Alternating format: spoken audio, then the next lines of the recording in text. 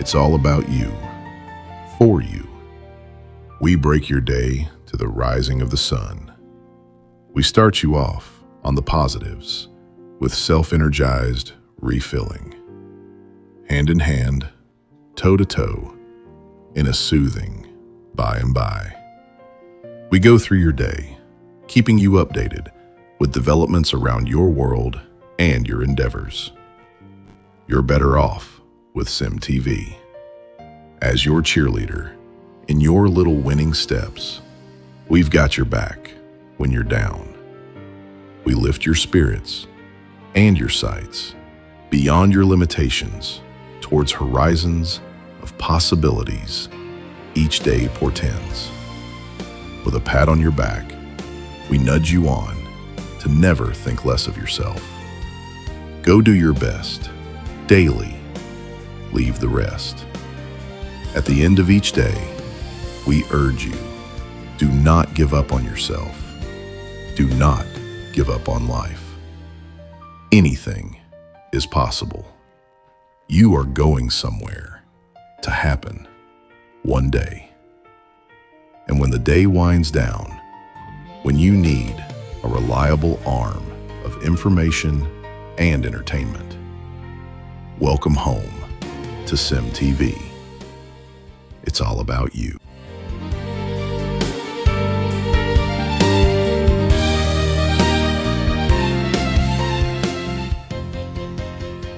In-depth analysis and dissection of news that matters. It's today's news surgery on the CEMTV Morning Pulse. Stay with us.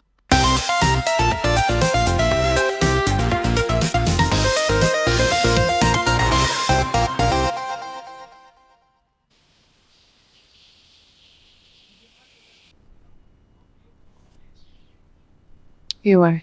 What is the matter? I feel a little low. I know what could help. CEMTV Morning Pulse. It's a good day to shine on CEMTV Morning Pulse. Hey. Wake up, go shine. Go shine, go shine. Morning light, here we go. New day rising, feel the flow. From your world to what's ahead. Every story being said. Feel the rhythm, feel the call. We bring the moment, we bring it all. Oh, oh, oh. Wake up, go shine. Step into your light, your time. Feel the world come alive. CEMTV, rise and shine. Wake up, go shine. From the streets to the skyline. Every moment, every line. CEMTV, go shine.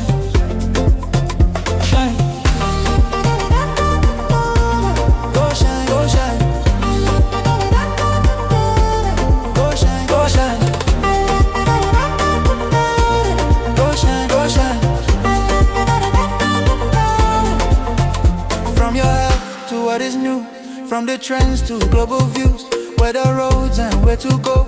Markets moving, let it show. Feel the rhythm, feel the call. We bring the moment, bring it up. Oh, oh, oh, oh. Wake up, go shine. Step into your light, your time. Feel the world come alive. CEMTV, rise and shine. Wake up, go shine. From the streets to the skyline. Every moment, every line. CEMTV, go shine. Still feeling low? No, CEMTV Morning Pulse was just what I needed.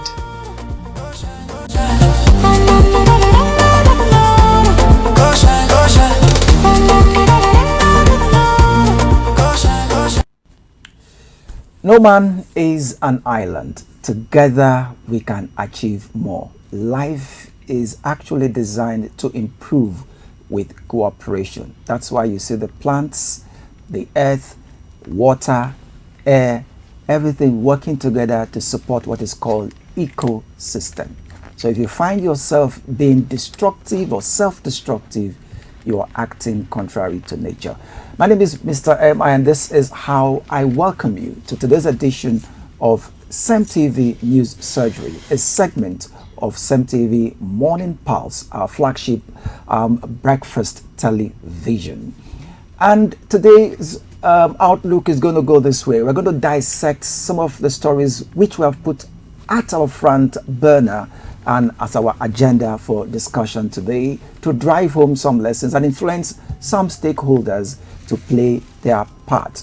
First, we're going to dwell on how important is it for us to cooperate as rural areas for our development rather than engaging in disputes and conflict. Religion is very influential and is a factor in every administration. And so we're going to look at what the bishopric is saying about insecurity in Nigeria. We'll also talk about the constitutional test of human rights to protest and enforcement of security law, as is being highlighted now in Tanzania's security situation. And these and more stories we'll look at on today's CEMTV's news surgery. But that is after the rundown of some of the headlines on our news today. And I'm not alone. I have a wonderful, glamorously looking, ravishly looking colleagues. And first, shall I start from the man or the woman? Let me cause some conflict now. Ladies before gentlemen, so I'm going to start from the woman. All right. Good morning, Green City, Nigeria. My name is Barrister Christian Wigo. I will have a whole lot packed up for you this morning. Good morning, Miss MI. Very beautiful morning. And is it that you people plan to wear... Okay, is it a protest? Because the government says they want to take away khaki. Because So my colleagues are protesting. They are putting on the khaki colored. All right. So Francis, good morning. Good morning, Emma. Good morning, Barrister Christine. Good morning. And a very good morning to you. Thanks for joining us. Of course, it's a bright new day, and today is a special day for me. Number 7 holds a significant importance for me. Really? And I wouldn't say it here, but it holds a significant importance. I guess maybe that was the day you met the love of your life. I don't know what you're talking about. I don't know what you're talking about, but it's a great day, and it's also a day that I feel sad. Look at the news stories making the rounds. Just saw that one of our Nigerian citizens has been killed by the ongoing war between Russia and Ukraine. Imagine a family spending their hard-earned resources to send their child abroad to study, and only to be told, she has been killed by the ongoing war, which is a sad reality for each and every one of us. And that takes my mind back to something I guess said yesterday. When you think, you can loot from the public treasury, you can do anything and go scot-free, you just might not know the day when you are throwing stones into the market, whether that's the day that your family, friends and loved ones will be visiting the market. You need to do better, the Nigerian government. I hope and pray that US President Donald Trump is still able to fire on to be able to put an end to the war between Ukraine and Russia, alongside other wars currently ongoing, because the human casualties are enormous. Basically, wars are not in our best interest as a people. No, it's not. Let's look for better ways to settle conflict. And why the fuss about material, mundane, perishable things that one day we came to see it, we'll all leave it and pass away. We're all strangers in this land to start with, so I don't see the reason why we should attack each and every one of us. If you come, leave your best and go, because you came empty-handed and you will go empty-handed to your maker. All right, take it away. Well, of course, I think it's about time for us to briefly look into the front pages of our national dailies and see what some of the newspapers are saying this morning. And as it is the tradition, usually we like to start with the front page of the Punch newspaper, and from the Punch progress to other newspaper within and outside Nigeria. So for this morning, we're going to the front page of the Punch, and the screaming headline on the front page of the Punch newspaper for this morning as fake urgency scandal. Presidency under pressure as police arrest Adeyemi's father. Page 2 has details of the story. And just above the masthead, or before the masthead, the rider to the story, police action triggers legal backlash as NBA President Sands condemns substituted arrest. Now, that is a constitutional breach, because the Police Act 2020 has clearly stated that you cannot arrest another person in place of the alleged crime, offender or perpetrator. So that's a serious issue there by the Nigerian government.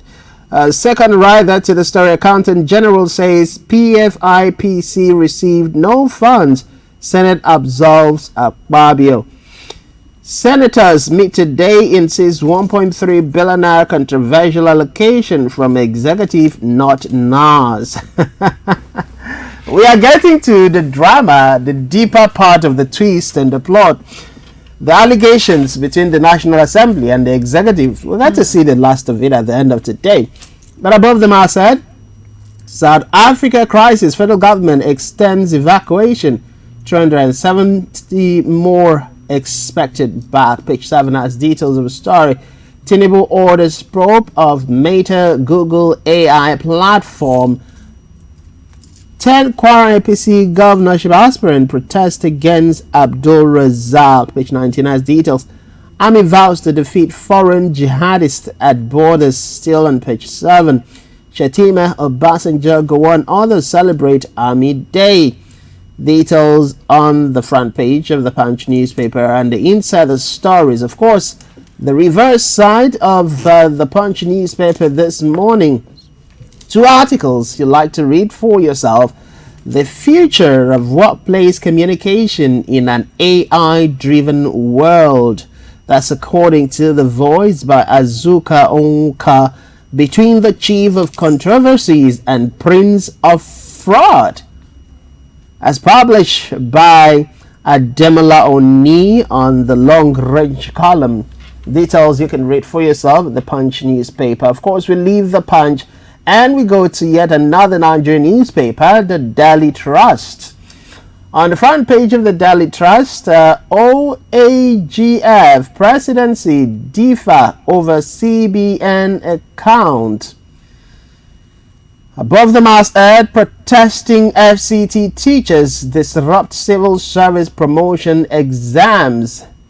Lumelu quits as UBA chairman. Norum takes over. Russian airstrike kills Nigerian medical graduate in Ukraine. 32 killed in Kwara, Ogun, Kogi road crashes. Tinubu orders probe of Meta X others 2027 APC to appease replace aspirants. Those are the details and stories you can see on the front page, and of course representing the inside stories on the Daily Trust newspaper. We move. Next up this morning, still papers coming out of Nigeria, is the Nation newspaper. On the front page, the screaming headline, let petrol price reflect crude rate, federal government tells marketers. The writer, minister, regulator meet with industry leaders. Ipman makes case for import license.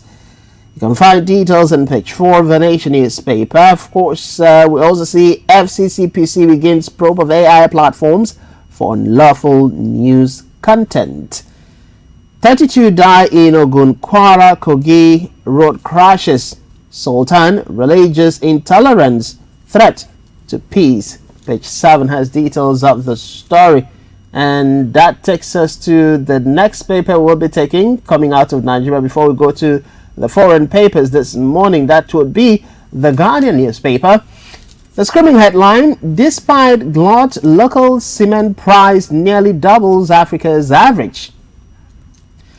All right, currently selling at 15,000 naira per bag. That's a sad narrative there for the building sector. But of course, above the masthead, Tinubu unveils strategy to defeat terrorists, modernize armed forces. Details are on page 3. Federal government offers Nigeria's final evacuation. Nance gave South Africans ultimatum to leave.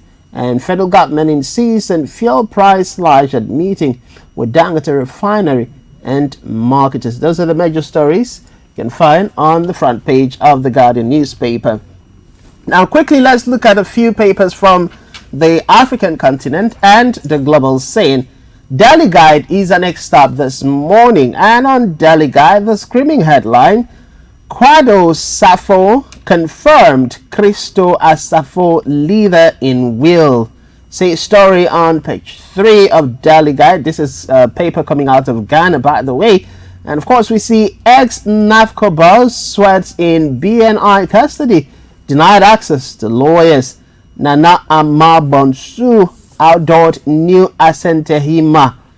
Details are on page 4 inside the Daily Guide. And of course, JSH students slashed with machete for funding seniors' breast.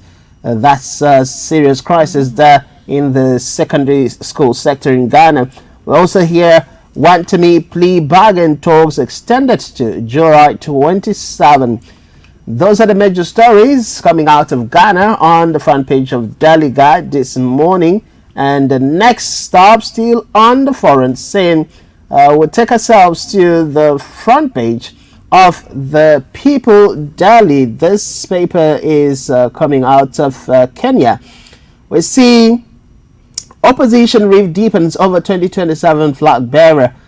Clashing statements by key leaders over timing and method of picking preferred candidate exposes division as United Alternative Government struggles to remain together ahead of general elections. Of course, that's the screaming headline on the People's Daily this morning. We move to the Observer. The last coming out of Gambia, we see Barrow says Africa has the resources to transform its future despite global challenges. We also see National Assembly seeks explanation over GMD 13 million Parafeni ferry. NPP students wing hailed success of Bataba with Barrow. We also hear diplomats Fakuru Sala defends Barrow's right to seek third term. Those are the major stories on the front page of the Observer, and the only international paper we have this morning will be the National newspaper. And the screaming headline, UK-French naval force to arrive in Straits of Hormuz immediately. Still the tension within the Middle East there. Macron begins milestone Syria visit, and Lebanese Christian villages reject claim they asked for Israeli annexation. ADNOC unveils global LNG trading platform. Those are the major stories making the rounds on the national scene on the front page of the National newspaper. Of course, we return to the house, and let's get to the surgery room. Okay, thank you very much, Mr. Francis. And while we are discussing that too, I was just thinking some of these issues that make it to the front burner. Sometimes you ask yourself if those behind it couldn't have taken care of it without it being reported. Because once it comes to the front burner, it's as if you are washing your dirty linen in the open. Maybe they get too busy. All right, so let's dive straight into it. Now, rural communities grow faster when people pull labor, money, and ideas instead of fighting over land, leadership, or resources. In the history of man, I am aware. I've read history books. I've talked with elders. I grew up in the 70s, and I've seen various phases. In fact, this morning I was reminiscing. I was even feeling nostalgic. Suddenly, I just pictured the past, how the environment used to look like, and what it is today. And going through, yes, so long as human beings relate with other human beings, there will always be conflict. And the reason is because in human resource management, in social science, there's this talk about individual differences, and you must factor it in. In fact, to tell you how important it is, even the Creator says, my spirit shall not thrive with man. That's biblically speaking, with respect to the sensibilities of those who are not Christians. My spirit shall not thrive with man continuously because of the heart of man. Now, there was an incident where the children of Israelites, according to the Bible, were traveling after their escape from slavery and bondage, and they were going to the promised land, being led by Moses. And they got to a settlement where they became overpopulated, both in human beings and their animals. And then they started having fracas and conflict within themselves, even as Israelites, not even against any other tribe, Israelites. Same tribe. So their leader, they cried to their leader Moses, and Moses had to cry to God. And then God said, look up there, that land is yours. But don't go through the land before that land. And it belongs to your brother. And if you go through, he may be threatened that you want to take his land. Rather, go around it. That underscores and highlights how even the Almighty Creator factors in the way human beings think and our individual differences. So it is a natural phenomenon. What is challenging is for men to understand themselves and understand how to, rather than conflict, cooperate to achieve. So let me start with Francis. Francis, I've also seen various conflicts I'm from River State, several communal clashes, and even this latest one now, where the various communities have addressed the press, all claiming leadership. Do you think that we have lost touch willy-nilly by action and inaction with our historical identities? Because through migration and settlement, human beings began to take territories. And as they began to grow, tribes, clans, villages, communities, and so on began to develop. In the development of communities, if you look down, start from the early man that first settled as a result of the discovery of agriculture, the accidental discovery of agriculture. Man was highly migrant, highly mobile, moving from place to place. So you can say man was nomadic, the way they refer to the cow herders today. So in the movement of man from place to place, he was eating fruits and dropping on the ground, according to history. In the course of, and there's what they call road mapping by animals and man. So as they take a route, they unconsciously map it to guide to they now know that if I take this route, it's safer for me. So in the process of that road mapping, they were dropping seedlings, the seedlets and droplets of what they were eating. They discovered that it started growing. They now consciously began to eat and drop in the soil to grow and then stay around it. And that began agriculture, that began settlements and clans and communities.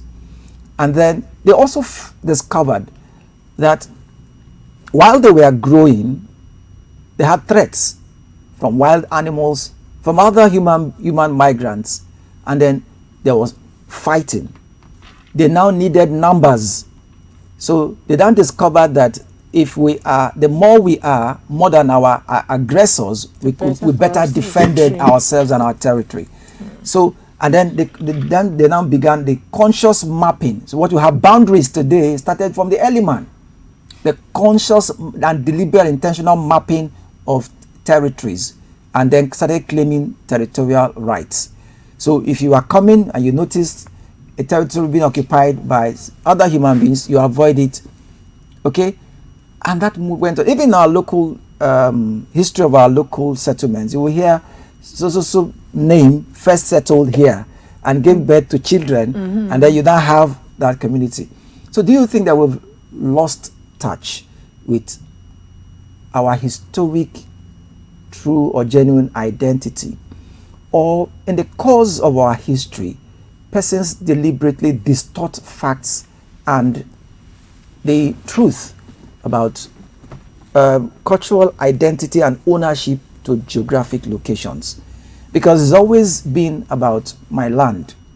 You trespassed my land, my property, my farmland. My time. Right from the early man. It's always been my land, my farmland, my property. Well, there are different sides to the story and different sides to the happenings and the incidents that we have recorded. I'll start from the historical perspective. As a child, I grew up in an environment where we were taught about our history, the migration of our people, where we migrated from. At some point, the Oro man, for instance, was traced its origin all the way to the Efik Calabar and all the way to Israel, and tell you this is how we came, you know. But then, as we progress, as we migrated, while we have different communities settled in different places, and if you pick the names, you pick the cultural practices, you pick the food, you would see that whether in Israel or in Efik or any other place that you find these ethnic group or, you know, tribal people settled, they share the same common cultural practice, they share the same cultural belief, the same fashion sense. And traditionally, even though there have been some, you know, adaptation and transformations to it, now history moved from just being narrated by old men, which was what gave birth to folk tales or tales by moonlight, for those of us who grew up during that era, that every night, especially when the moon is Gen up Z's there, missed it. you will see, you see elderly people sitting by to tell you the history of, you know, yes, your community, to tell you the origin of your heritage as a person.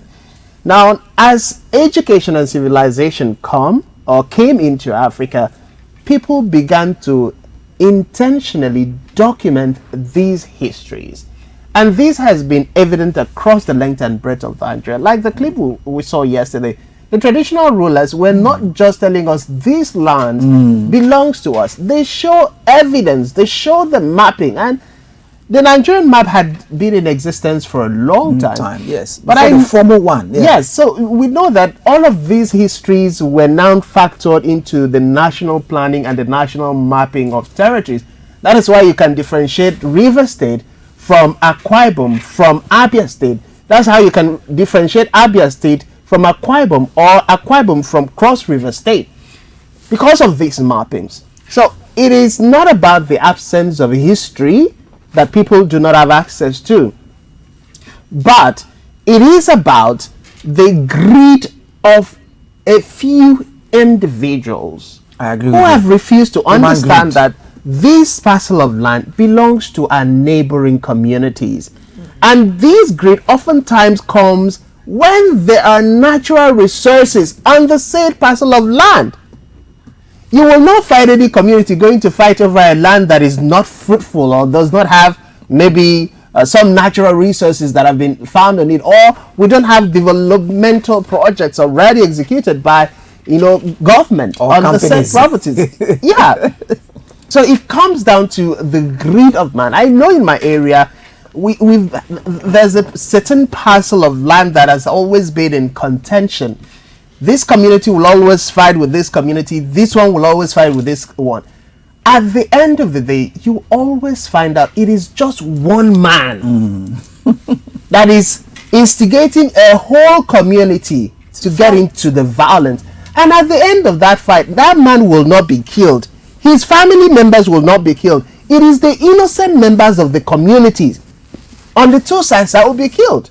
So I now ask the question, can't the people within these respective communities have some common sense? Why would one man consistently bring trouble between two communities, and people are not wise enough to see that this man is just fighting for his own personal greed and interest, and then making it look like, oh, I am fighting for a communal interest. So it's not the absence of the history that tells us which part of the land belongs to us or which part our ancestors owned that now belongs to us. it is the greed on the part of man that has refused to act. Now, the second aspect of it is the insensitivity on the part of government. Because if you go to the different states of the Federation, by the Constitution, the deputy governors are supposed to, or saddled with the responsibility of overseeing boundary disputes. Very correct. But what are the deputy governors in the respective states doing? Are they proactive enough? Because you can't tell me what is happening in Okrika is just happening for the first time. There have been historical proof that it has happened before, over and over again. What has the government of Rivers State done in its capacity as the government to put an end to that crisis? We've seen situations where the government comes in and says, okay, since you people insist on fighting over this land, the cordon of the entire land environment, it becomes a government property. Give it out to any of the government agencies, and let's see you come back and fight the government over the land. That alone puts an end to the consistent or perennial fighting between different communities and the loss of life, the destruction of properties that has been, consistent, not just within River State, but this, the inability of government to act proactively is also a problem. So you're looking at the greed of man, you're looking at the presence of law and the inability of government to implement that law or utilize the law to serve the people. That's it for me. Okay, while you were, Francis was talking, you mentioned history and passing down. And you are aware, I'm aware, that at a point in time in this country, some persons in authority came and said, abolish history in our schools. That. So, again, and fundamentally, do you think our historic trajectory, origins, facts and figures are properly handed down from generation to generation and sincerely?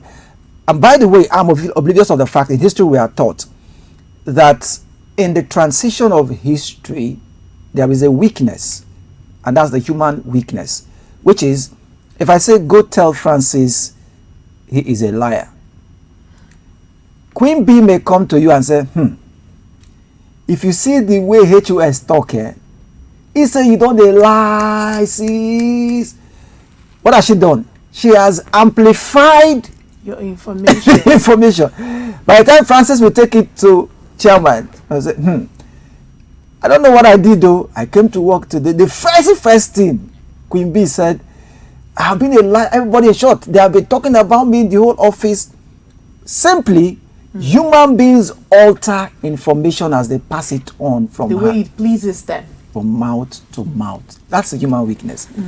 So do you think that, because I'm asking, don't you think that we have failed too in the transfer of this, our history from generation? Because if you know that this is your boundary or this is your property and this is not your own, on what moral grounds, apart from what the point that Francis has raised, that the government has to step in and say, look, okay, the communities themselves, the grassroots, the families, down to every family, do you think they do that successfully?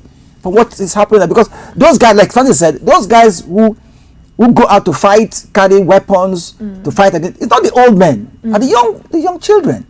Yes. From what Francis has said, it boils down to greed. Yeah.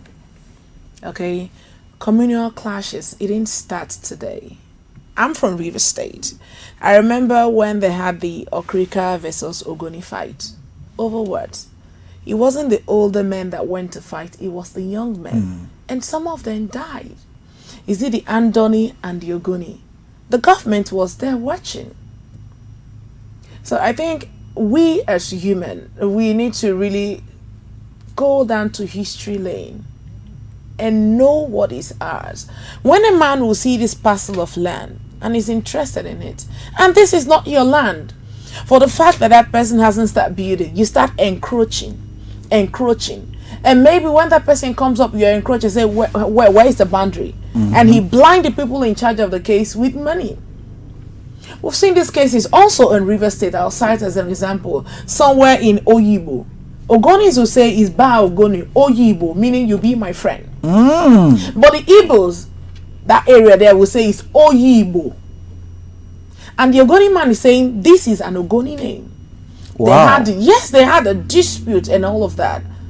But government intervention, they were able to settle it, which is still, some persons say, Oyibo, Oyibo. So the government itself is not doing enough. If the government are proactive, communal crisis won't linger on. Speaking of the Okrika, they have their land, they have their history, and the map to back it up. But yet, what are we having? I take it down to history when you say they want to extinguish history from classes. These are the things that it builds up. Like, this is our history. What happened, where you're from, what you do, and your origin. But gradually, we're going into extinction, even down to languages. Most children don't even know how to speak their language. And all this history. I think if the government are proactive, certain communal crises will not arise, because it tells heavy on the individuals that go on the forefront for fight, not the government. Just like Francis had rightly stated, if the government should come in, confiscate the land and use it for one ministry, everybody will rest. Abi, the one you encroach, you will lose all of it. But if the government are proactive, some of this won't happen. And if humans will thrive to take off greed, life will be beautiful, Mr. M.I. Okay. In Nigeria today, all lands belong to the government. So let me just go through a trajectory of history, the historical trajectory before 1978. Now, land rules depended on where you were. Now, pre-colonial era, land was communal. Communities, ancestors, quote and unquote, owned it. Now, families had and used and had the customary right and the custodial right to it. Chiefs allocated land but couldn't sell it permanently. There are some areas they will tell you they can't sell it, no matter how much they can lease it out, but they can't sell it. Sale. Yeah, because the more they do, they lose their enclave, they lose their identity and their geopolitical and geographic hold of a territory. Before you know, they will sell out themselves and they will not have homes again.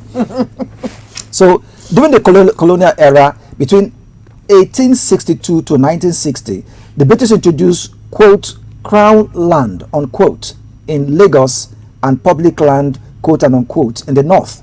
South native law and custom still controlled most land. North, land tenure law of 1962 was put into place under the governor, as the governor general then. Then after independence, 1960 to 1978, the Mercy system, 19 states, 19 different land laws, quote, land grabbing, unquote, unquote. Fake documents and multi-sales of one plot became a big problem. So since after the British, it started, investors were scared to build factories, farms because land title was unclear. Now, by 1978 Land Use Act, the military government under Obasanjo passed Decree Number 6, now called the Land Use Act, with the goal to unify land rules, stop speculation, make land available for development, and it centralized control under the state. And that's where, before I ask you that question, now this is what the Land Use Act stipulates. The Act is now Section 315 of the 1999 Constitution. The key points are: 1, ownership. All land in Nigeria is vested in the governor of the state. Section 1, not private ownership of land itself. 2, individuals and communities don't, quote unquote, own land. They hold a right of occupancy, arrow of O, like a long lease from the governor.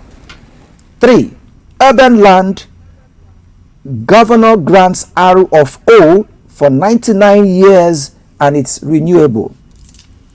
Rural land, local government chairman grant arrow of O for 99 years.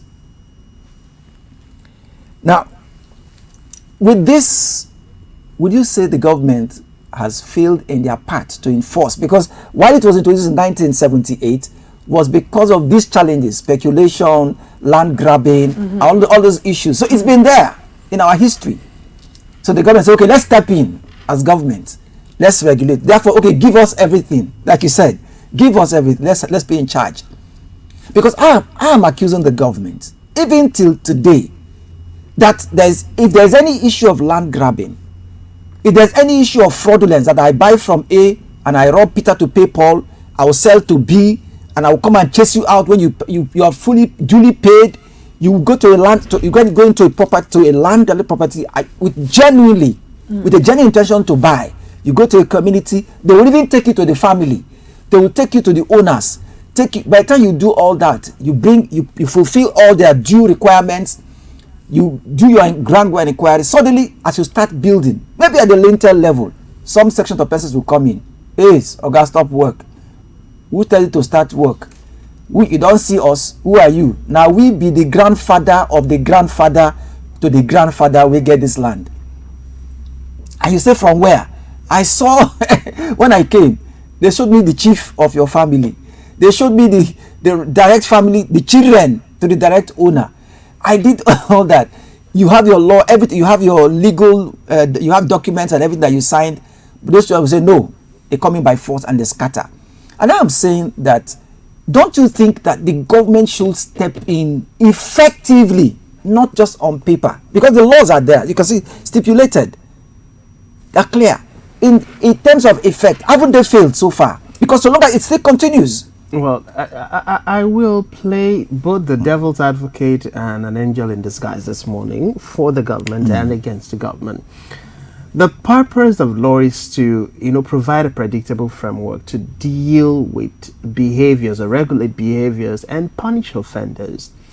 Now, by the laws establishing or, regulating ownership of land, the government has a critical role to play. Now, the first part of blame is that the certificate of occupancy that is given for 99 years is a flaw in itself. Okay. Because, we've seen instances where people step into an environment and take ownership and then they don't want to leave. And 99 years is a long time. That's why I celebrate the, AFICs, the Calabar people, who don't sell outrightly their land.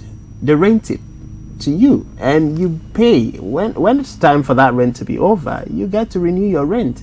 So a father can rent the land for you over a period of 20 years, and maybe before that 20 years is over, the father is gone. And the son has the right to come back and say, look, let's renegotiate the rent on this land, property. So it's a good thing. So the government has failed. 99 years is a long time.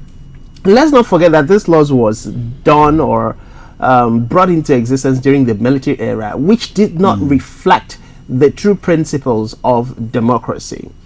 And also, as much as it was well intended to put an end to the criminal activities, the government is even enhancing the criminal activities happening. Because you see instances where people have gotten certificate of occupancy, certificate of ownership, and all documents signed by the government. And then, armed with that document, your lawyer has seen it and verified that this is coming from a valid government office. This is original. And then you go ahead and pay for the land, only to wake up and see another person coming with certified documents for the same landed property. Where from? That's what I'm saying. It's not from a certified government agency. And it's not fake. Yes. So you now ask the question, how do we have the same land, same location, same land map, but different government papers and different ownership? It comes down to the failure within the government system. We do not have a well-tailored data system. Because if we had a data system, by the time you have documented a certain landed property and some other person comes to register that same landed property, your system will be able to flag down. This is already registered under XYZ. And that is where the security agencies now come in. Okay, this land that you want to register is already registered to some other person. How come you're coming to register it? The owner will be called up and the new person will be called up. At that point, you determine who is the criminal and the person goes in for it. I've worked with real estate owners or real estate developers in the last 4 or 5 years. And one of the biggest challenges they have is waking up to find people who had no business being in the landed property coming out when the land is being developed to say, look, the lands in this area, part of this area that you're developing belongs to our family. Meanwhile, this guy operates in a triangle: the government, the community, and investors. So before they come, they acquire the land in partnership with the government before coming to the investors. Now, in acquiring the land, they settle the community people. Fair enough, as it is in every business, they buy the land pretty cheap. Yes, they buy it pretty cheap, but they sell it higher. That notwithstanding, they make sure that they follow the due process of settling everybody. I've been part of community engagement where the community people say, oh, look, we know that when you now take our land, you now go and sell one plot 1.7 million naira. So we are not selling for you at 250,000. We are selling it at 700,000 or 800,000. And they come to an agreement. And then the people settle what the community is demanding by each plot of land, by each family, before taking over ownership. But then when you look back 3 weeks or 3 months or 4 months after, 6 months after, when the development process is beginning, people will surface from nowhere and claim ownership. And like you rightly stated, most times when they suffers not for peaceful conversation, they suffers with acts of violence. And oftentimes the gentleman approach for most people will be, oh, let me walk away from the trouble or try to pay them to keep them issues down. But that is also encouraging criminality. The right way is, as long as you know you follow through due process to acquire that land, get the security, get the government involved, and let the people who are coming at you go in for the crimes they're committing. There is also something that we need to understand. At the end of every landed property, the essence is for continuity, right? So when the landed properties are not longer within the confines of a certain family, that family loses the right to that landed property. Which does not, I mean, I can sit here and list that families who used to have landed properties across Nigeria. If you go to their state today, there are tenants in people's compound. It's happening in River They State. don't It's have far. any landed property they can build on that can say, oh, my father used to live here, my grandfather used to live in this property. Or these are the landed properties our parents left us, and they have their own building to go back to. It comes down to also the grid. I'll give you a practical experience that I had. While we blame the government, we must also blame individuals and take that individual responsibility. Bariswa mentioned something. You buy land, she has a land, I have a land, and our lands are sharing boundaries. But because I'm not ready to develop my own land, she is ready. Maybe she has bumped into some, extra money somewhere. Maybe you're a smaller boy and she's richer, more powerful. And then she comes in, begins the development of her land. Let me take some And extra. because I'm not there, This small boy. she removes the boundary and crosses over to my side and shifts that boundary. So when I come, what is going to happen? There's going to be trouble. I've seen that scenario where my land is in a quiet Over and over. Somebody just came, pleaded with the engineer that was working, because as at then I was trying to prevent. Say, oh, I want to dig in a space that we had collectively given for the road, which was supposed to be the road. Oh, I just want to dig a little hole here to get something out. The next, they extend it. And before you know it, that became his soccer. We're blocking the access road that we collectively, everybody who has a land in that area, collectively gave so that we can have an access road. Now, some people said, oh, let's leave it. After all, we can adjust a little. And I said, no, I am not going to adjust, because when I adjusted, my building plan was drawn with the adjustment. So when you now tell me to come and shift 20 meters, 30 meters inside, it is not going to happen. He has to cover that sock away and dig it inside his own premises. Now, because he had money, or he thought he had money, he bought over everybody. But when the rule came, I love the fact that the traditional ruler said, look, I was the one who sat and allotted this land. when you all came into agreement, so we have a 2-lane access road so that at least 2 cars can pass by when the government finally decide we want to dualize this road.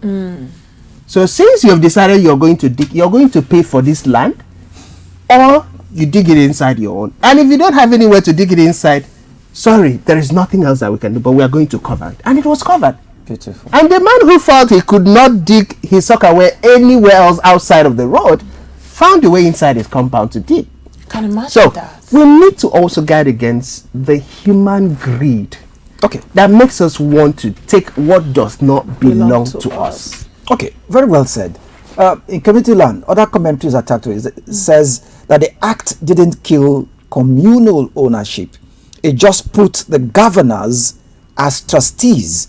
So like in Rivers villages, your Oho family still allocates, but legally, the local government chairman signs the arrow of O. Arrow of O. Francis talked about tripartite action. Look at the individual, the community, the government. He also talks about individual responsibility. It is actually a collective stakeholder thing. Is. Don't you think in our communities, because every land dispute, like the professor said yesterday, everything happens in our locale actually. And if our leaders understand this, they will get it right. The microcosm of development is at the local, the rural areas, the locale, in our rural areas. These things happen in every community where you have hierarchy of chiefs.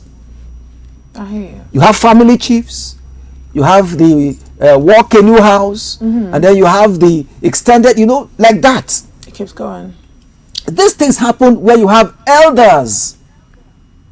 Some who have lived since 1960, saw the white men, and after the white men saw independence, who have history, like those men that they did the press briefing. These things happen before. These things happen where you have police divisions. These things happen where you have local government chairmen, you have councillors. Don't you think that willy-nilly, by their action and inaction, they are inadvertently perpetrating and encouraging these land disputes that lead to communal clashes, loss of lives, loss of economic resources? I love to read out something. Yeah. Now, still between the Ndoki, Oyibo, and the Ogoni. Now, Ndoki people are Igbo subgroup, and they are the largest group in that Oyibo area. Now, that's what town like Konkom, Afam, Asa, where you have the Abia state. And the Ogoni people, specifically, they are the Kogbara, the Dere, Bai, and Gokana. Speaking Ogoni community towns like Bo, Bori, Camp Axis were connected to the same road. So Oyibo is 100% Ogoni land and not 100% Igbo land, but it's borderland where Ndoki, Igbo, and Ogoni people, because of the oil basin there. So the white people created this to just be a general land. So these people resided, but now they are saying this land belongs to the Igbos, which are the Ndoki that is inside River State. They have some in Abia State. But yet, what's going on?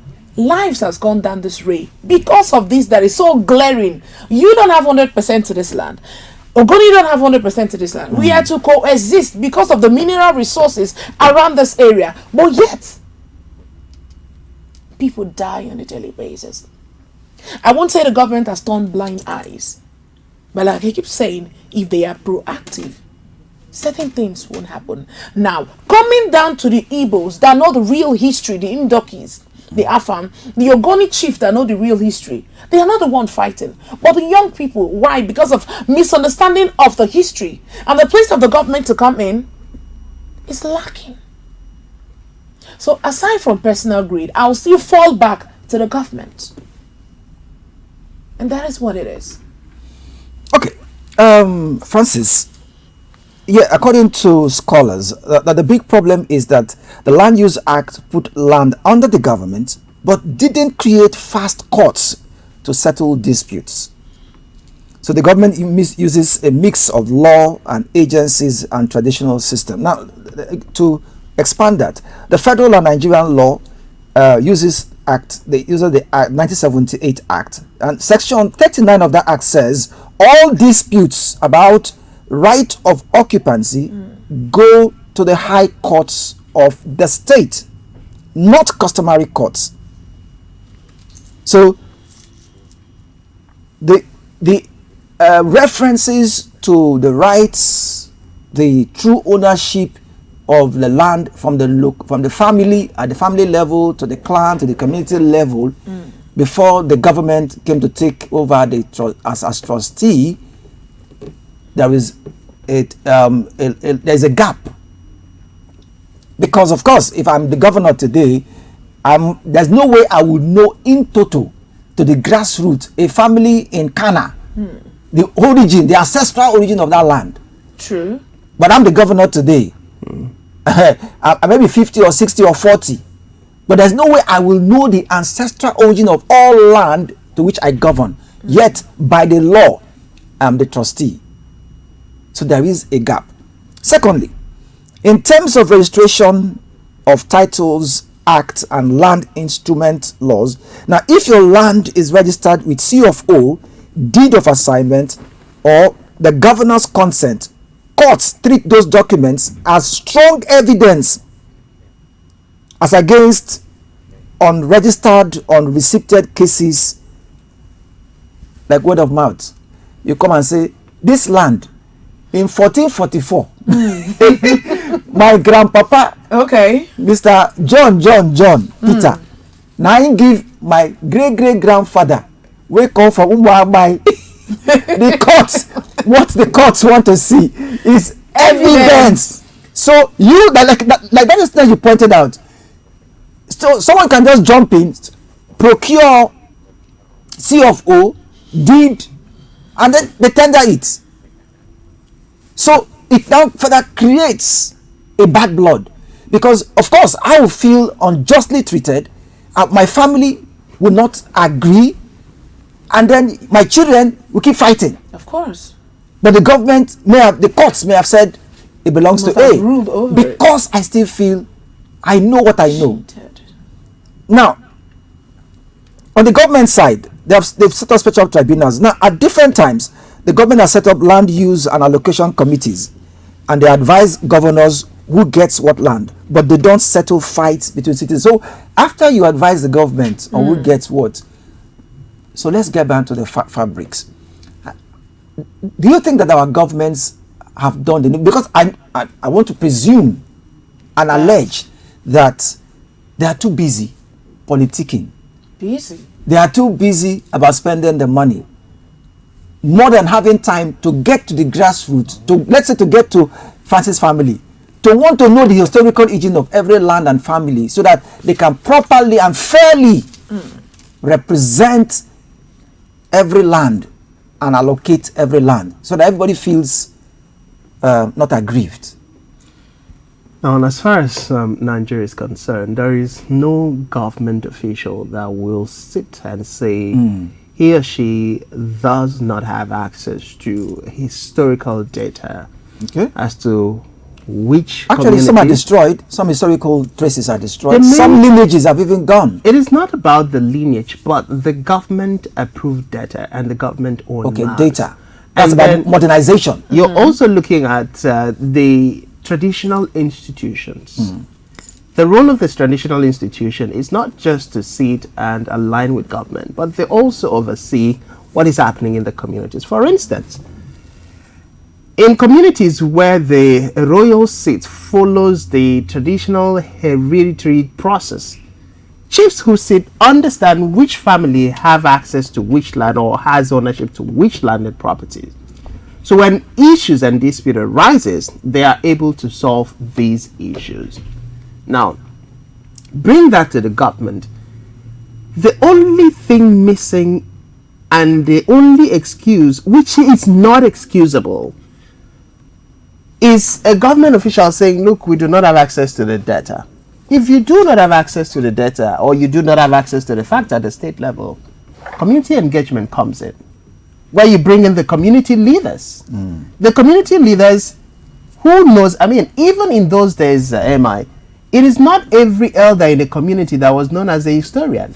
There was always one or two persons that my mother's father was that. By both sides. There were people, the community we missed them. That these are the custodians. They don't the history and tradition of Yes, and they're highly moral. Yes, they were morally sound, and you could not bribe them to Yes. take a different Yes. stance.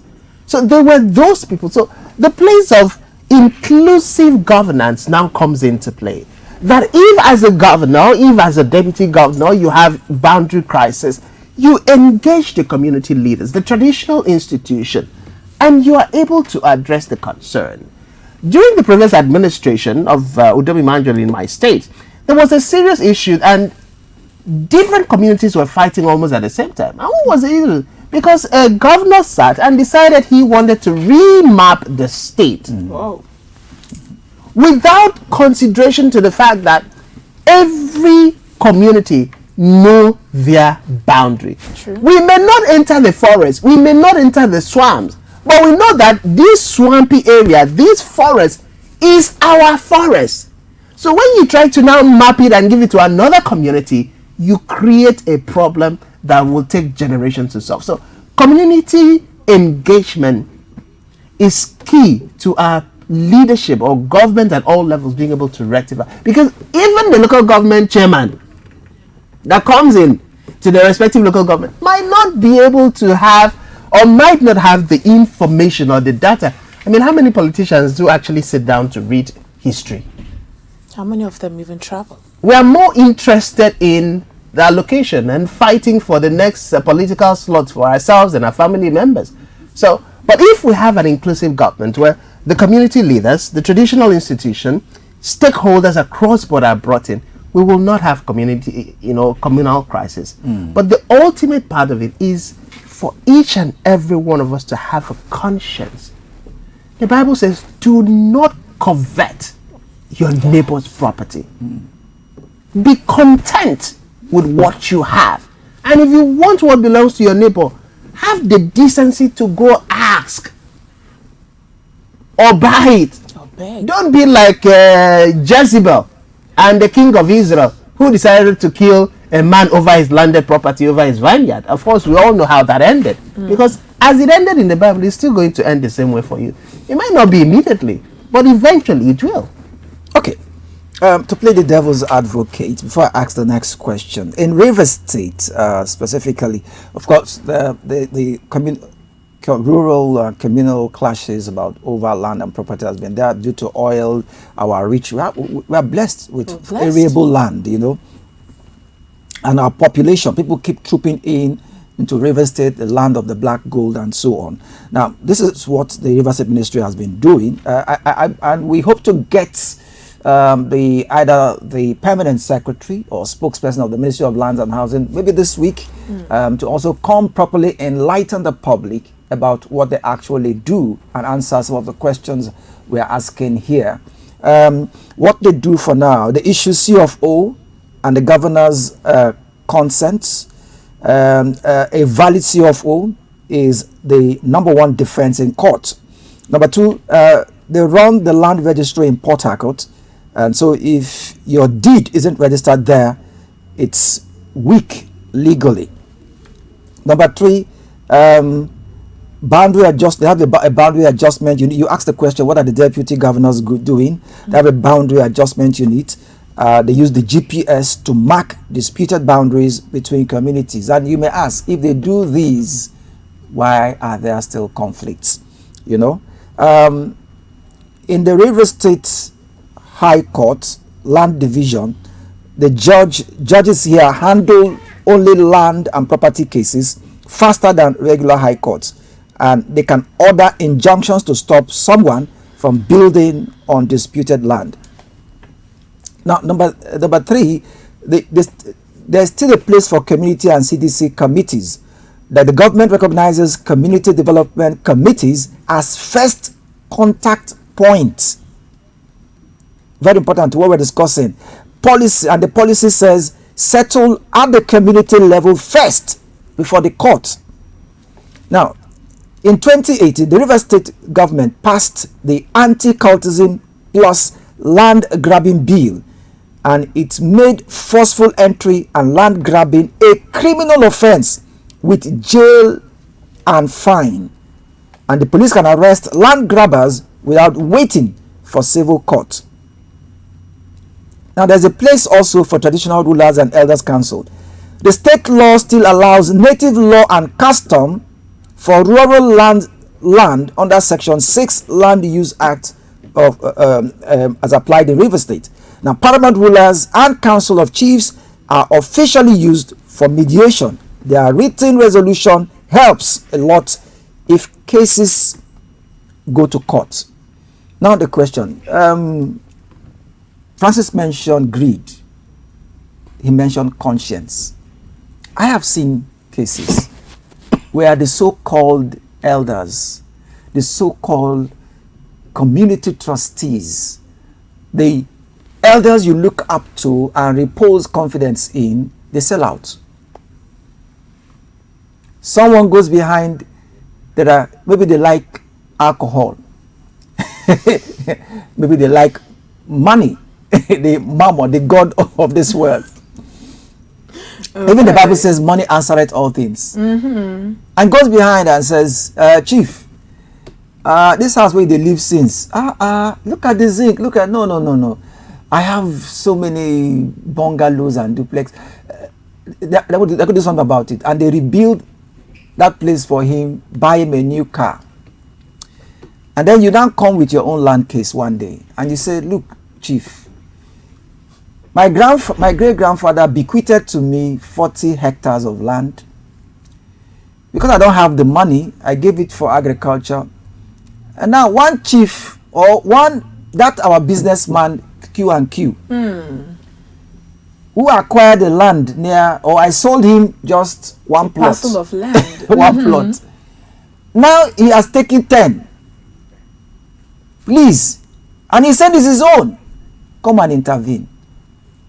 And then the chief remembers that it was that man, businessman Q&Q, that built his house for him, bought the car he is driving, and brings alcohol every time. And his mouth is shaking. And he now tells you, like they told Francis, don't worry now, you will have another one. So I've seen. In fact, currently, my mom also suffered it. And currently there's even someone that is petitioning that my mom said, just come and stay in her property. Come and stay for a while. And then he went on to start claiming ownership. As the story goes, it's always like that. So that human greed, selfishness, and the weakness to be bought over. Because ordinarily, like Francis pointed out, we have also emphasized here, there are people who are custodians of the history of our land and territories. There are people who should have been able to, like even recognized by law, to say, okay, consult and settle at the grassroots level. When they sell out, don't they encourage rural conflicts? Of course they do. Okay, so how do we depend on them? Since even the River State law says settle at the grassroots level first. Since we also say they are stakeholders, they have a place to play. And of course we can't deal with greed. Even God himself has not been able to deal with human greed. It's a personal choice.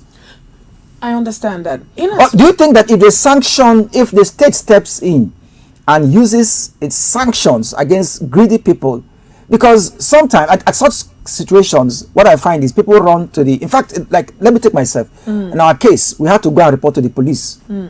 We went to the police station, and the police officer came, and the community chiefs now stepped out and said, no, police, don't enforce. It's community wahala. And yet, they were taking sides. So don't you think that if the state steps in, because now, for us, for anybody that wants peace, naturally you will run to security agents to say, please come and intervene before I do something. You understand? And yet they fail you. Well, in instances like that. Sorry, let her respond first before you. Okay. This is what I will say. In as much as we have laws, laws are made to govern men. Yeah. Not because we can act mature, or sometimes our greed and human nature comes in. Just derail.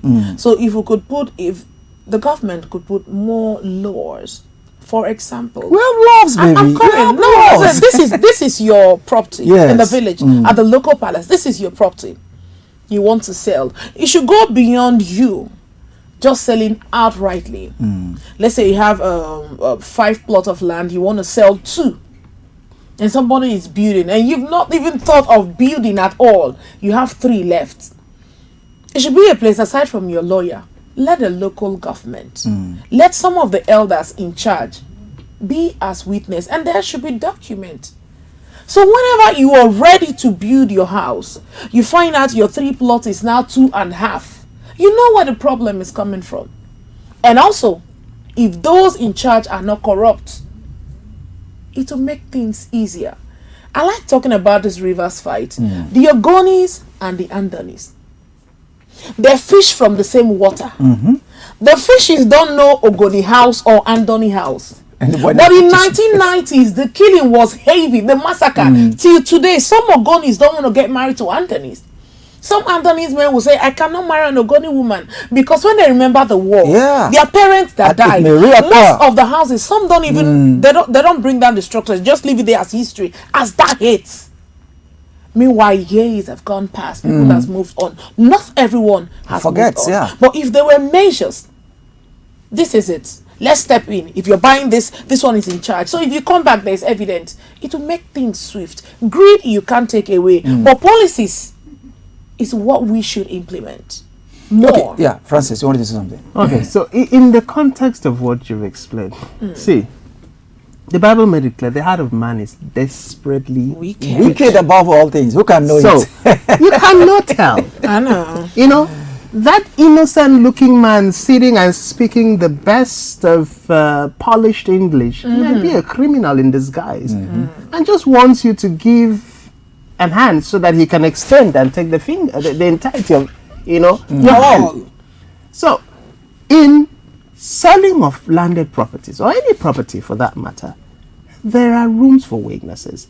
And if it gets to the point where you see that your community leader has taken bribe and is turning a blind eye to justice, then it is also within your right, because even the security operatives that come, once you highlight and say, look, this community chief is taking bribe, he's not speaking the truth, the security agencies will move in, because at the end of the day, excuse me, please, still on it. What if some of these security personnel are bought over? Some. Because it happens. As much as bribe and corruption has eaten deep into Nigeria, we cannot lose hope in the Nigerian system. That's the reality. I'll give another practical example. A classmate of mine was in prison for 10 months. Why? Because his uncle sold his father's landed property, and the young man took the matter to the community, and the landed property was reclaimed for him by a community leader who said and knew that this landed property belonged to the young man. Now, because this landed property was a high value landed property, in Anang land where fathers live behind for children, palm fruit plantation. So the uncle was like, this is not something for a small boy to own. Now, after the community settled it, the uncle bypassed the community, went and leveled allegation against the community chief, who spoke the truth and handed the land to the young man. Oh my! And then bribed the security operatives. They arrested the young man, and because he had no money, they arrested the young man, threatened the village chief into silence after almost killing him, and then locked the young man in prison without any procedural process. No court appearance, just arrest, sent to prison. But what he did not know was that God works in mysterious way. He does. And during one of our class alumni meetings, somebody raised the concern and said, I heard that one of our colleagues was arrested and is in prison for a crime he did not commit. And lawyers from amongst us Picked the case up. That young man was out in 2 weeks. Wow. And today, the community leader has agreed to testify. The villagers are willing to testify. And the perpetrator? Both the uncle and the security agencies personnel he bribed are now standing trial. So we understand that these instances will come, but as an individual, you have an option to choose whether to let it slide and let injustice continue, or to speak the truth and let justice prevail. Because let's face the truth. Good men have a duty to speak. Otherwise, evil will continue to thrive. I hear you. And that's the reality across Nigeria. The reason why we have everybody we are talking about corruption is because even the few people who can see corruption happening and have the duty and have the right and have the opportunity to speak about it, we are all afraid. We don't want to speak because nobody wants to die. And a few of those, few of us who are speaking, yeah, we are enemy of the state. But even the enemy of the state, I mean, a politician would trust an honest man to handle his money, or not trust a fellow thief to handle his money. That's the reality, and we have to live by that reality. Okay, so let's talk about the development of our rural communities very fast. Obviously, we have underdevelopment facing us. True. And until we tell ourselves the truth, the professor yesterday talked about repeating the same old or wrong thing over and over again and expecting a different result. Which some scholars define as insanity. Like I also started by asking her yesterday, the comment by that my friend, and it sends a strong message. It just seals. It just puts it bare. I've been here. I grew up here, under that uncivilized condition. I bore it. I traveled out to better my life. I am better now. I'm a better man. And he came back and saw the state of his locale still the same. Nothing has changed. And he is baffled. So, fellow citizens of this country, we should ask ourselves, and fellow citizens of this river state and beyond, do we appreciate development? Do we understand what development means? Do we understand that nature has endowed us with resources and it is now up to us to develop? We have land, we have water bodies, we have air, and everything we need, every resource we need to develop ourselves is there, is inherent. So, Francis, let me start with you. How important is it for us to cooperate, collaborate, rather than fight each other to develop our rural areas? You see, the one maybe thing, someone there doesn't understand. There's nothing that we don't understand. The truth is that we all are aware the world is a stage. Yeah. And we're all actors. We came to the world naked. We are even blessed to go out wearing clothes. In fact, designer clothes sometimes, depending on your status when you die. Okay. But at the end of the day, will the landed property go with you to the grave? Will the houses go with you to the grave? There is nothing you acquire in this life that will go with you to the grave. The only thing that goes with you is the good name and the legacy that you left behind in your name for the people in your lineage. So nothing goes back with you to the grave. The moment each and every one of us understands that fact and live and let live, then we'll be contented with what we have and let people also have theirs. My family operates by a simple principle. Realize that every individual is created to shine, to dream, to prosper, and that person shining and actualizing his or her own dream is not a barrier to you actualizing your own dream. So don't be a blockade in some other path to progress or a clock in the wheel of another person's progress, but rather, if another person's path crosses with you, find one or two things that you can do to leave a good impression, so that that person can return tomorrow and say, oh, I met MI, I met Queen, and when I was in Port Harcourt, these two people made life heaven for me. Because you never can tell where your children will travel to in the next 30 years. True. When you must have left this earth.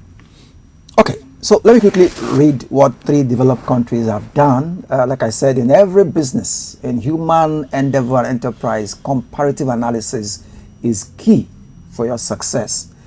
Our leaders travel there. Some of our citizens travel there, and they appreciate, they enjoy the development in these areas. What do they do to solve these problems of land grabbing, destruction of our rural entities, rather than development? Now, so I've chosen 3 countries: Dubai, United States of America, and Canada. And this is what they do there. Now, they've all solved the 3 problems Nigeria still faces, which is fake documents, slow courts, and unclear boundaries. And here is what they do. In Dubai, there is the Torrance title and Dubai Land Department, DLD.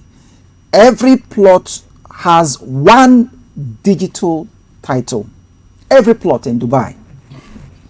Government compensates you, and all sales must pass through DLD office and smart contracts. No receipts, no witness in the sales. Now, thugs can't sell what's not in the system. So invariably, what you don't have Cannot be access sold. to. So that's what I'm saying. The government fully taking over, not just by law. In the law says yes, all land, and then you are a trustee, and you give right of occupancy. But on ground, it is implementation. How come a boy, because these people are not ghosts, broad daylight, people are saying that in a community. My older brother suffered the same thing. There was where he went, he took 2 areas, that Eleme area, this airport area. He bought land with other people. They were building. They did their due diligence. Suddenly, they came with bulldozer, some boys with weapons, and chased everybody away. They've been petitioning, going from one police station, going to DIG. You understand? And yet, this is happening in a community. So if the government steps here and say, everybody take off your hands. Take off your hands. And what does it take for the government to step in? Well, there is no governance willpower. We don't have that kind of willpower in Nigeria. I challenge any administration, from the present administration to the ones that will come, to show Nigerians that we actually have the governance willpower. I mean, let's take for instance, when the banking sector introduced BVN, we were told that our monies will not be missing. True. So if our monies are still missing without us authorizing it, and the bank cannot pursue these cases and recover our money for us, but rather ask the people to go, contact the different security agencies to try and recover their money, can the Nigerian government guarantee that we can have a digital footprint for all of the landed properties? I mean, we're talking about electronic transmission of results, and every time it comes out of the National Assembly, you will hear people who should be ashamed and should bury their faces in shame speak on the floor of the National Assembly and say, "Oh, my community has no data connection. We don't have internet connectivity." And they're proudly so claiming it. And proudly they'll say it. In the 21st century, in 2026, somebody who has been in government for 12 years, for 8 years, what have we been able to influence down will to your proudly locale? say that. So we do not have the governance willpower to implement what is happening in Dubai and other developed countries. The only way out is for us to be our brother's keeper, and then if somebody tries to take what is yours, fight for it. But Francis, legally, constitutionally. Francis, still on it, I would love to ask this set of questions. Yeah. Is it possible for us to have a community, come together and highlight that which is necessary for the local government chairman to do in order to better the community, for the growth of the community? If it's possible, who are those in charge to checkmate things that were supposed to go on for the development of this community? Thirdly, the money from that which the president, from subsidy, he has added more money to the allocation of that of the local government, but yet we're not seeing any infrastructure. The community is not even developed enough to bring investors. I want to see a community where people don't even travel out of the state because they are comfortable, they have a job, they have a company, they have everything it takes to make life beautiful. What does it take to get all of this? Or is it too much? It is not too much, but we are also, like I stated, we are also not doing enough. Now, how many of us have been intentional about knowing how much comes into our respective local government areas? How many of us are interested in how that money is spent? How many of us have been engaging our local government chairmen and our councillors? It starts from the councillors even. How many of us engage them at the grassroots level to know, my local government, for instance, gets 44 million naira every month. Of the 44 million, how much are you doing every year? What are you, at the end of the year, this is the total. what have you been doing with that money? Accountability. What projects can we turn to and see that, oh, since this administration You're actually came on board, working. XYZ projects have been done. I still remember when in those days when local government chairmen would grade roads for us. We would see caterpillars, as we used to call them, tractors grading roads, working. Today you don't see them. I saw that, caption. And there's supposed to be a meeting where the local government chairman will actually have a dialogue with people he's ruling. It can only happen when we have a people-focused leadership, where we have politicians who are both politicians and public office servants, not politicians who are criminals and are only interested in their welfare and how to steal for their fathers or their godfathers and their cronies. It can only happen when politicians humble themselves to realize that there are people, the people elected them to lead, and so they owe the leadership the people entrusted to them, which means you're going to have community engagement. You're going to have stakeholders engagement. You're going to have series of conversation with the people who elected you. Like our guest, Professor Mina, said yesterday, you cannot be able to access the need of the people if you don't have conversations with them. Investors. So people are ready. But how many politicians, even our National Assembly members, there's supposed to be constituency briefing. How many of them hold constituency briefing? We don't have. So as long as we don't have people who are leaders, who can hold these conversations, and then have a blueprint to follow through with the implementation, we are not going to see development. Oh my. Okay. So moving on, let's also point out what America is doing. The country recorder, and they apply country recorder and title insurance, that every sale is recorded at the county office, which is the lowest, like the councillor's office at the lowest level or local government area. And then the public can search online for free before you buy. Quote and unquote. To be set in the line. The title company, unquote, checks 50 years history for fraud, fake owners. So there is a government entity and system that checks what's happening that have here. Systems and so you have a government that is responsible, not on paper. The insurance pays you if someone later claims your land. In Canada, they also operate land title acts and the torrent system, which they borrowed from Dubai. And that's why we are begging our country leaders. Don't just travel to these countries. I mean, life is not about grabbing and for self-enrichment. It is for sharing and touching lives positively. When you travel out, God has blessed you. You learn, you see these things. Even Canada is learning from Dubai. You go to Dubai, is one of the finest places to live. They built it from local rural development. It is now a world where people is a melting pot of the world. So when you travel there, also borrow their systems, come and apply it. It will work. Nigerians are eager and yearning. And so Canada have borrowed their system the same way it is done in Dubai, where the government is the guarantor of title.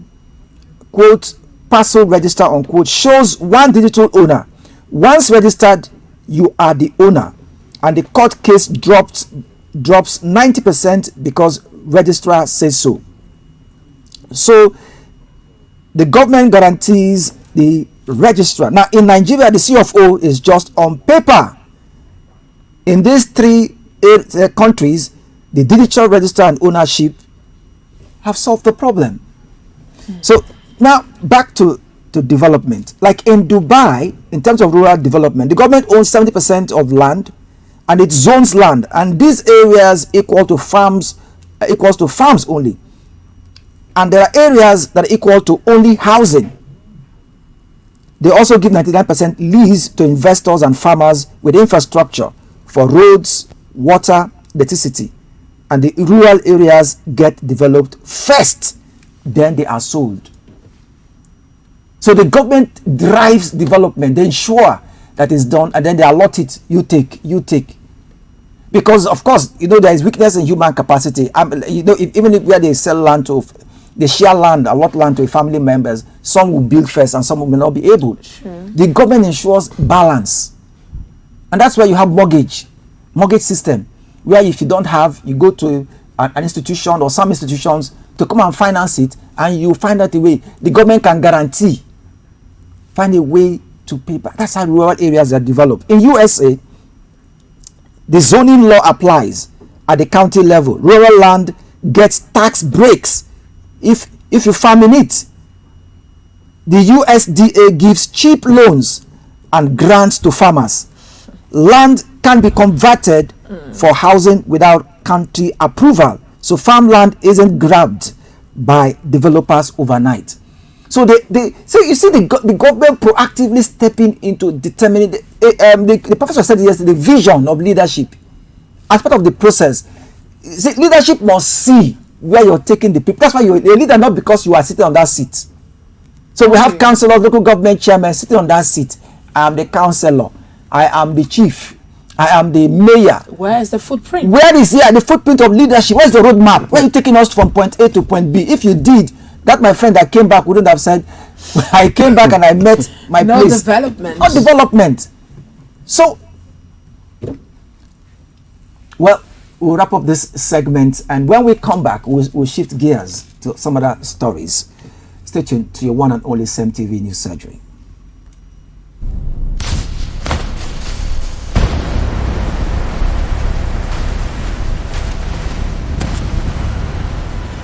This is CEMTV, reliable news and entertainment.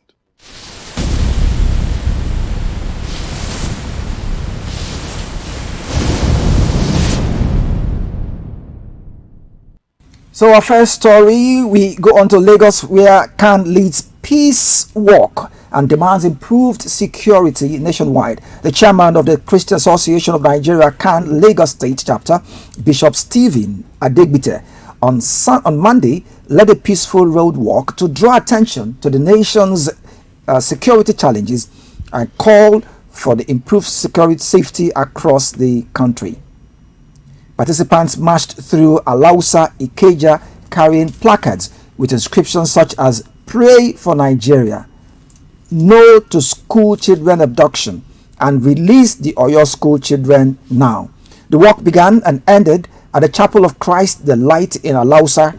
Christian faithful and unconcerned citizens who joined the advocacy for peace, unity, and national development also were actively involved. Personnel of the Department of State Services DSS were deployed to the event to ensure the exercise remained peaceful and orderly.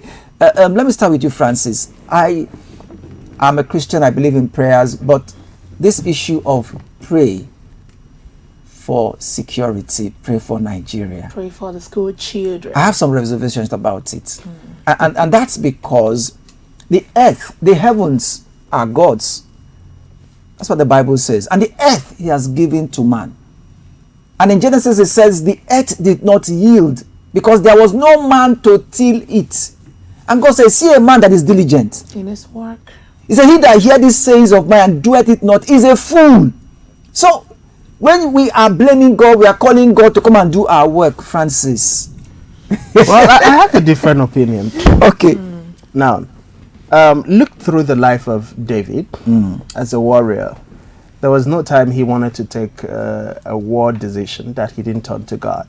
He will always ask, Father, should I go? Yeah. And but I will recover. And if I go, will I win? And the answer will come. Recall the story of Esther, Mordecai, and Haman. The people of Israel were under attack. The Jews were under attack. And Mordecai said, look, if you keep quiet because you're the queen, yes, that's such a time you have been put there. It will affect you. So the queen said, okay, I agree with you, but you know you cannot just go and meet the king without, him summoning you. So I'm going to break the protocol. But before that breaking of protocol, let's pray. God's help. Yeah, so she and the people of the Jews sought God's presence, and then the favor was given to her. When she approached, the king held out his scepter, and we all know how it ended. So I'm saying that to drive at the point that prayer is necessary.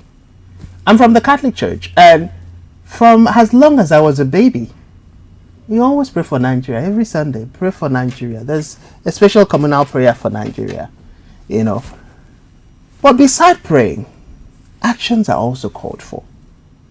So you pray and ask for God's intervention, but you use your head to Pastor Kosi pray, think. Exactly. Use your head to think. And within the confines of the provisions of the Constitution, take the needed actions. So yes, we can pray. But I have a problem with Nigerian Christians. Some Nigerian Christians, we are hypocrites. We are hypocrites. We are very religiously fanatic that we do not preach or we do not practice what we preach or what the Bible has stated.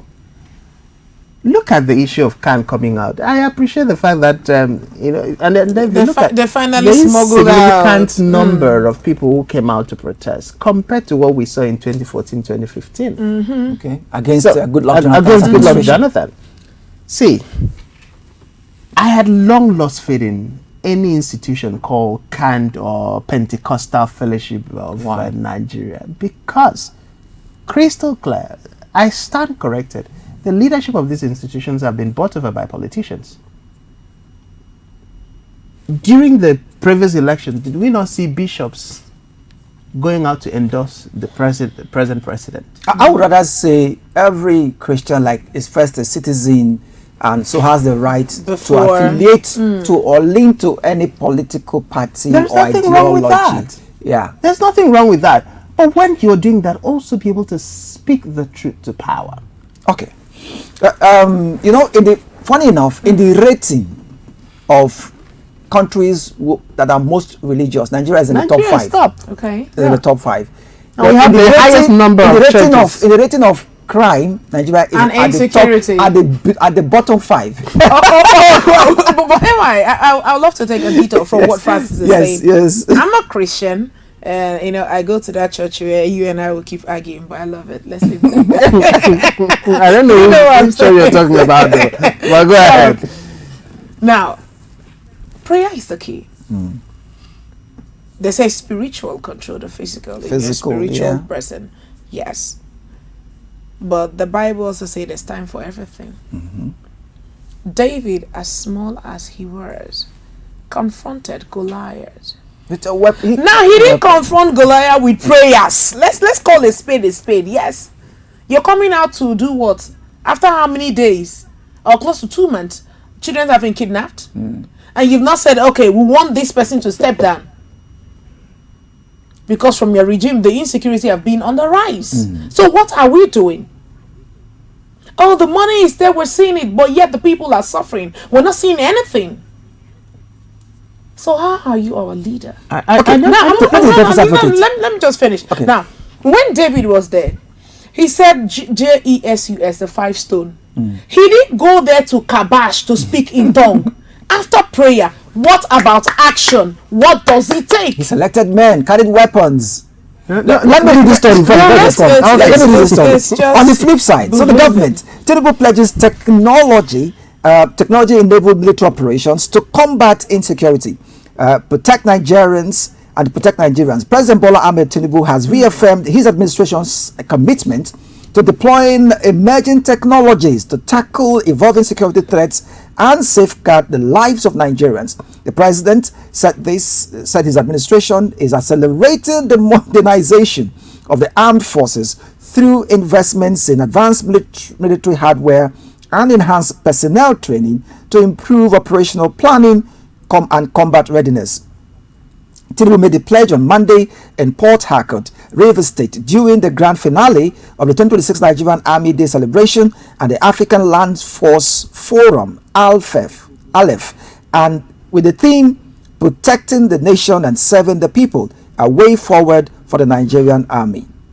A research and development exhibition highlighting the Nigerian Army's growing strides in indigenous innovation and technology speaking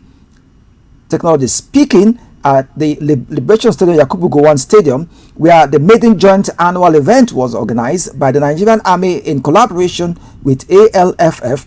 The president, represented by Vice President Kashim Shettima, vowed to end insecurity through intelligence-driven technology and enabled operations. Finally, as it were, the right thing is about to be done. I have often said that there are on papers, you mean? there are 4 universal standards, best practices for any organizational success, including the military: the right personnel, the right equipment, the right management, the right motivation.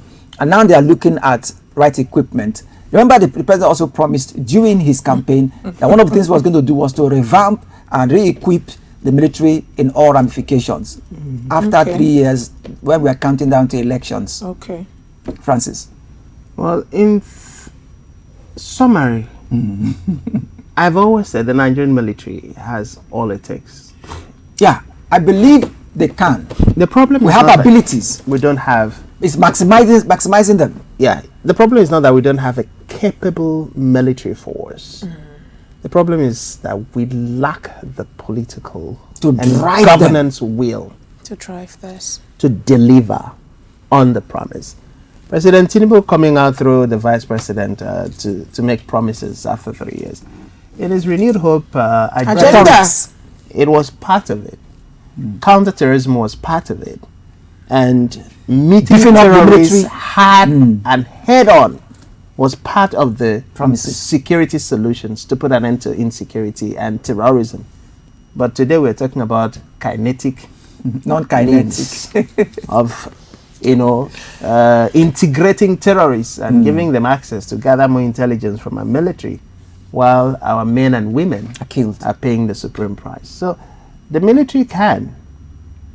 And if we remove the other indices, the lack of governance and political willpower on both the executive and the leadership and hierarchy of the Nigerian military, then wiping out in 30 seconds, so do you think issue. is medicine after death? I'd love to ask a question before I answer. Who is the commander-in-chief in armed forces? Our president. Of What course. does, the what does he president. take to rescue your school children and the teachers? Good question. Mr. President, your citizens are asking. So what are we doing? All right, so your parting comments before we wrap up this segment. The Your students have been in captivity for more than 60-something days now. While the protest has not been as impactful as it was in the beginning, let us remember that these are people's children.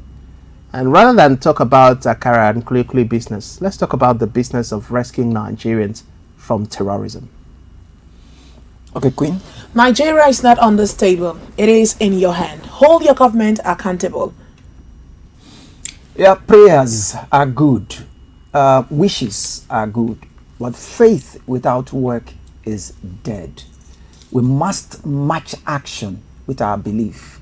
And our leadership must show proactive and practical and empirical evidences of being sincere in terms of exploring, maximizing, deploying our most as given by God to achieve the best for the citizens beyond rhetorical words and optical representation.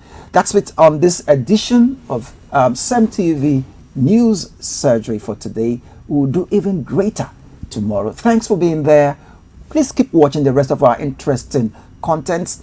Follow us on all our social media handles, CEMTVPLUS, on Thread, on X, on Facebook, on Instagram. Tell someone to tell someone to tell someone. Tell the whole of your community. Tell your friends.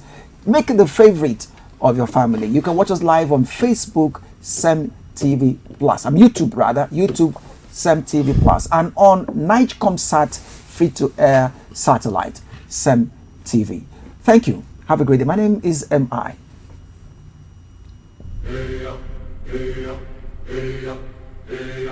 Oh